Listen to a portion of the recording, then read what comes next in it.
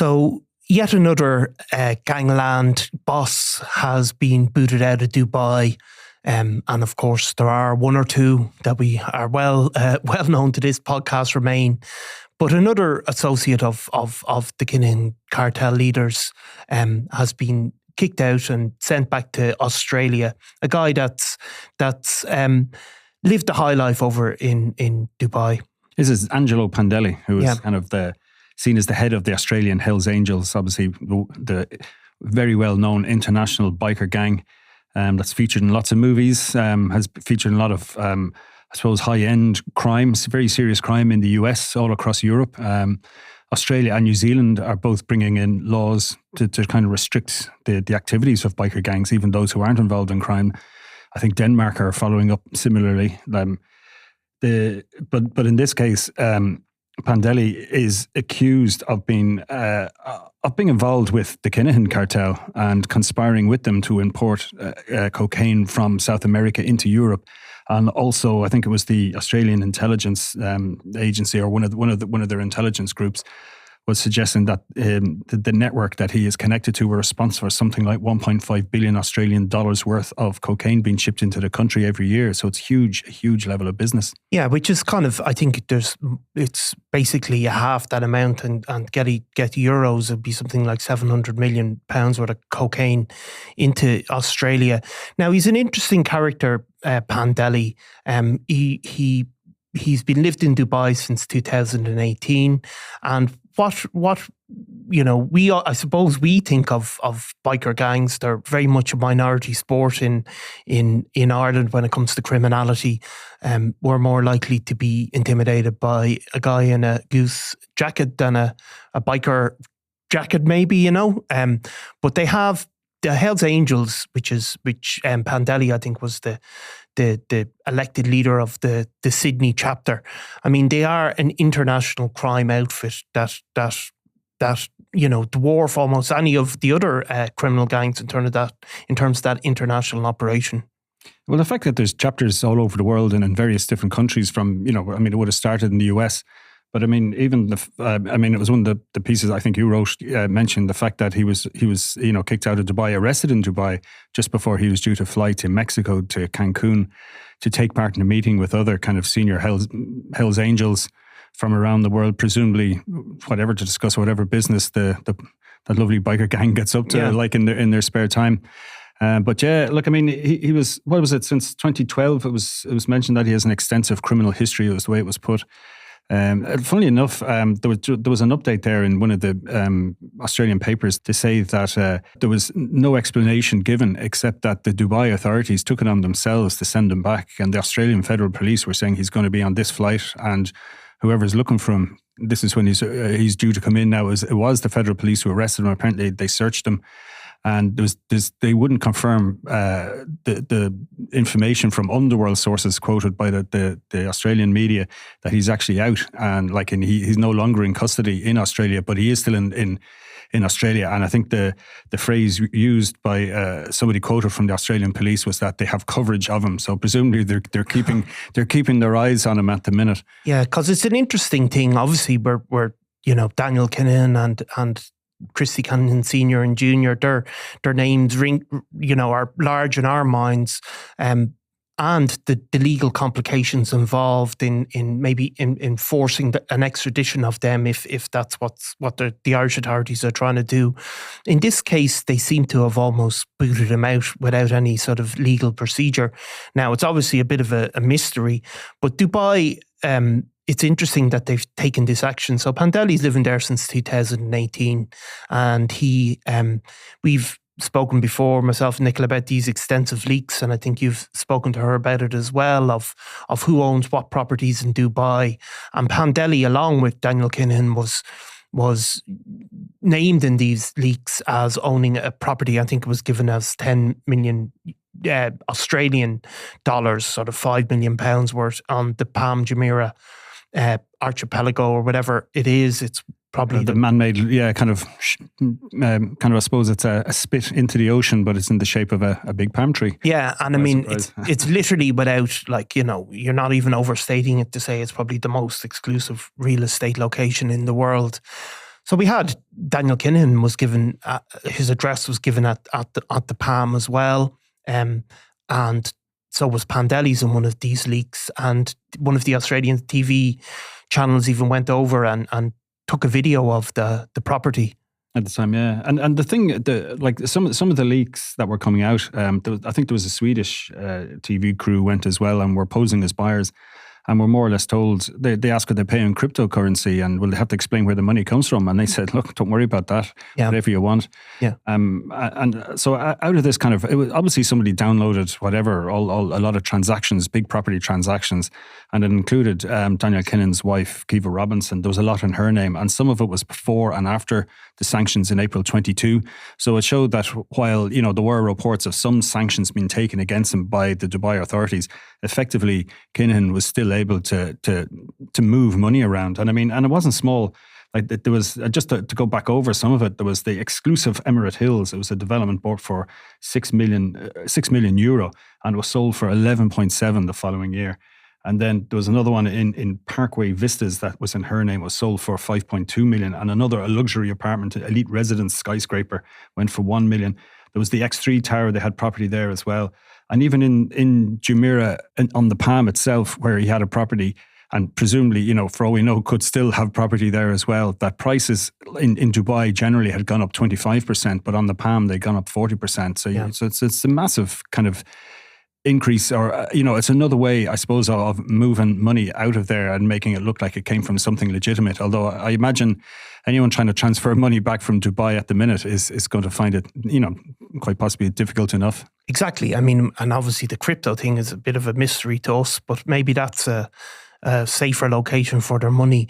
Like Pandeli, you can see he's living as one of these elite drug dealers in Dubai, like one of the top level. And what the linkage to the Kinahans really came as part of this long investigation on partly run by the Times newspapers, where they suggested and on the basis of police information, I think, that Pandeli was one of these guys who was chipping in for shipments of cocaine with the Kinahans and using their logistical network to so we do see this all the time, these consortiums, I suppose, that buy cocaine from South America. They buy it obviously in location, and then they take charge of moving those drugs into Europe. And in this case, there was a suggestion that they were moving, when the drugs landed in Ireland on a container ship, then eventually that container ship would make its way to Australia. I think we've seen this in many other shipments that we've written about, that the Kinahans would have, maybe set it up, but they wouldn't own all of that cocaine that's on those boats. Yeah, it's just, I suppose, a method of various gangs coming together and buying a share of a big shipment, which I suppose spreads the risk. If you have your various shipments spread between different groups, that if one of them is intercepted, you have a better chance of making money. And it seems like, to be honest, it's the same pattern that looks like is what has been happening in Europe for the last couple of years, where you're seeing record amount of cocaine coming in. It looks like it's the same in Australia, where traditionally it's been 3 times the price because it's been so much harder and so more remote. And so it's more difficult. It's more of a challenge, I think, for the drug dealers to get their product to market. But there's one of their...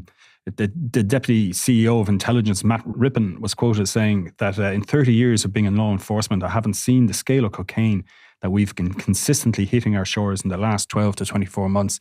They're just a little bit behind what's been happening, what we've seen in the likes of Rotterdam and Antwerp and Valencia and a lot of the European ports that are being targeted. And even those are changing now. They're using smaller ports now, we know. And they're looking for alternative ways to get in as security is improved. I think in some of these areas, they're constantly looking for new ways.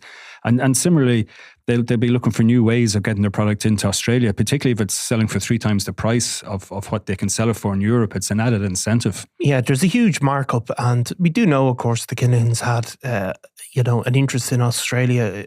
We know that for a fact through people like Fran Fennell, who's currently serving a lengthy sentence for his role in the drug cocaine operation. But we heard as part of that case how he was an associate of the Kinahans, and he was moving cocaine into Australia mostly through a kind of mule smuggling, I suppose, which is the traditional way, I think, that cocaine was brought into Australia. It was really in these by plane and smaller shipments. But this Pandeli, and he is kind of like the Australian Daniel Kinahan, isn't he? He even has that kind of look of him, the same age, the same profile. I mean, he certainly looks like he enjoys the high-end lifestyle, you know. Yeah. I mean, it's at odds with the idea of body packers, like sweating bricks, literally. Like, you know, sitting on a toilet after arriving on a 12-hour flight, getting your product to the glitterati. Yeah. And of course, one of those who was caught as well was the direct link to Ross Browning. You had Ian O'Hare, who was mentioned in a recent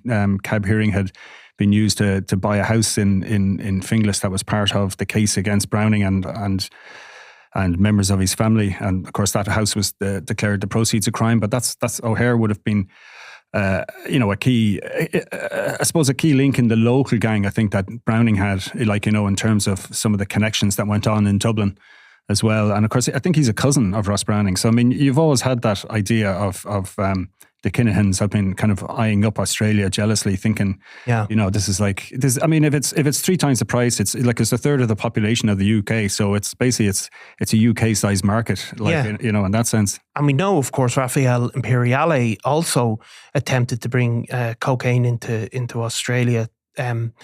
Imperiale was another guy who's been deported from Dubai, and there was details in his case how he sent, I can't remember the exact number, some few £1 million worth of cocaine that just disappeared in Australia. He didn't know what happened to it, and he kind of just wrote it off. So I think they see untapped markets like that, and they think there is big money to be made there. They also, you know, in terms of Pandeli, he obviously had a network of dealers throughout the country that could take that product. But I suppose one of the interesting things is, why is he being kicked out now? And I think partly that's probably because of the publicity that he started to generate. And that does seem to have some impact on the Dubai authorities, though in our case, in our Kinnahan case, it doesn't seem to have worked as well. Well, like it's not just Raphael Imperiale, but Ridwan Taghi and his son, and I think there was other Dutch Maroc mafia that have been sent back and, you know, kicked out of the country. And when you're looking at even the likes of Sean McGovern, who is actually wanted, you know, to face a murder charge in Ireland, so it's not like there isn't something waiting for him to face charges. And yet they seem to have the protection of whoever it is in authorities that, you know, Pandeli can be pretty much randomly kicked out of the country. You know, I certainly had no idea it was coming. We know from at the time of Imperiale's arrest that he seemed pretty shocked it was happening. It wasn't like he was hiding from the authorities. He was there and was kind of looked pretty stunned with the, you know, handcuffs sitting in his luxury gilded apartment, you know. Yeah. But that came a couple of months after I think it was the Italian Justice Minister or a very senior ministerial figure who had flown to Dubai and had spoken directly, you know, to senior government. It wasn't like an Italian police person going to talk to the police in Dubai the way Drew Harris, you know, went to Dubai and met his counterparts. Like it was at a much higher level. Yeah. I mean, even, you know, again, don't forget, I mean, Ed Gassanen has been sentenced to 7 years in Holland and was released in Dubai and is free despite having done a deal like for the lesser sentence in Holland, in the Netherlands. So, I mean, it's hit and miss about who gets kicked out and who doesn't. Presumably, it's about its connections, and we do know that Daniel Kinahan has been very good at making connections, as has his father over the years. I mean, they probably different than the other criminals, which we've said before as well, that they embedded themselves in the society over there in a different way, in that they had, you know, legitimate businesses that were up and running that employed locals, and I'd say that all embeds them in the community. So, I mean, Pandeli will go back and he'll have that Hells Angels structure. I mean, we've obviously written about biker gangs in Ireland over the years. They've never taken a hold, probably just for historical reasons, but that's not to say that they're not here and they're not involved in criminality. Yeah, they're quietly there, without a doubt. I mean, don't forget the Chosen Few were a biker gang based in Crumlin. They were acted as outriders, driving ahead of David Byrne's funeral cortege after his murder at the Regency Hotel shooting in 2016. There's actually a Criminal Access Bureau case connected with a raid on their premises that's going through the process at the moment. Now, we don't know the details of it yet, but there was some of their vintage motorbikes, I think, were seized at the time, and there was a very heavy Garda presence used to get into their clubhouse in Crumlin, which wasn't far from Liam Byrne's house, and he was known to visit them as well.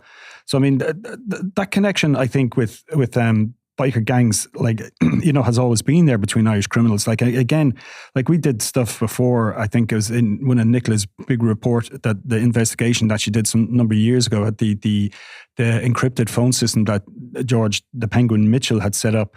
And again, it became clear that he had formed relationships and networks with the Hells Angels and with the Bandidos in Germany, like both of whom have presence here in this country. I mean, like one of the, I suppose, most recognisable figures from the Hells Angels for us in Ireland is Matt Kelly Jr., who is a nephew of Eamon Kelly, the veteran gangster who was shot dead at the age of 65, and I think it was 2012 or something like that. So, and these clubs like the Bandidos as well, like there was a club called the Caballeros in Limerick, and they were kind of given full club status there in 2016, and they had a big party, and there was a heavy armed Garda presence at it, and they had Michael Rosewald, and he appeared like in Limerick in this industrial estate where they had rented a unit for the party, the whole lot, and under the watchful eye of the guards. But I mean, like the Bandidos in Belgium, he's an international figure. He's an international figure, and they've been involved in serious gang fights. I mean, there was the kind of in the noughties, or in the 90s rather, there was the Nordic wars between the Hells Angels and the Bandidos, in I think in some of the Scandinavian countries, and there was rocket launchers used on clubhouses. Like, it was really dangerous stuff. Yeah. And it's funny enough, he actually recently gave an interview, I think, to a Norwegian paper, and he was trying to make the argument, look, bikers, it's all about riding a motorbike, and and it's like any cross section of society. You've plenty of people in them who have no criminal convictions, and then you have a couple of people with small criminal backgrounds, and then you have people involved in serious crime. But he says it doesn't mean all bikers are involved. Which is probably a fair point. I mean, I know Matt Kelly Jr. had the Hells Angel scare. He doesn't have any particular criminal convictions. So I mean, in Ireland it has been different in that they, there have been biker gangs linked to these crimes, but they're still never had that foothold, and it particularly strong in Scandinavia. And people, I suppose, we used to think that Scandinavia was an area of peace and love, but maybe we don't think that anymore. Certainly the monks of the Middle Ages didn't anyway, no. Fighting from the Vikings. No. But I mean, in Sweden, which is, always maybe regarded as a progressive country, there have been huge fatalities in drug wars, and the biker gangs have played a big part in that. But in Ireland it has been different. These gangs haven't taken root. Yeah, I think part of it was, I suppose, over the years. I mean, due to the Troubles, we had extensive paramilitary gangs and units, or whatever you want to phrase it, like working north and south of the border. And there was apocryphal stories of, when Hells Angels tried to start, a chapter in Ireland, they were literally run out of the country by members of the IRA, which explains why they didn't really have a chapter until it was 2011, I think it was, when they set up in the Republic of Ireland. And it was, I think, 2007 in Belfast. I suppose it's a fruit of the peace process that you got a Hells Angels chapter, like hands across the community. Anyone can be a biker. But, but even the likes of... the Caballeros in Limerick. I mean, the reason it's suggested that they became full members was that one of their members, a man called Alan Cookie McNamara, he shot a rival called Andrew O'Donoghue in 2015. And it was kind of seen as, well, as a club, you've made your bones because a club member has killed someone. It was a row over the fact that I think it was McNamara had been out on another bike gang's territory wearing his patches, and they took stripped him of his colours. And so then there was some kind of retaliation, and he shot he shot O'Donoghue as he was going back to his own clubhouse. And I just remember that at the time, the judge just saying it was just breathtaking, like the idea of grown men fighting over, badges sewn to leather jackets. But, this caught the eye of the head honchos and the bandidos. And there was messages of support after he got his life sentence. A real fighting Irish was the message coming from abroad, So, I mean, this is the kind of, I suppose this all feeds into the idea of the 1%ers that, the motorcycle gangs that live outside the law, they're the 1%, they'll sometimes even wear that on their colour patches, the 1%. And it's all part of that kind of, the commitment to a lifestyle that's outside of a normal life. And you can probably see that it can appeal to some people. It gives them a family, it gives them a tribe to belong to, and they can buy into it. And again, not everybody, and I'm sure far from everybody is involved in any kind of serious crime, but you're going to be loyal to your club either way. Yeah, I mean, it's the Sons of Anarchy, of course, the famous TV programme, and there was also the Irish links there that really didn't make sense, even though I did quite enjoy the programme, but that's another day's work. And the accents are great as well. Yeah. Okay, well, thanks very much, Eamon, and it's another Dubai drug lord down, but there's still certainly 3 to go anyway. We're still waiting. Yeah, yes. No worries. Always a pleasure. Thanks, Eamon.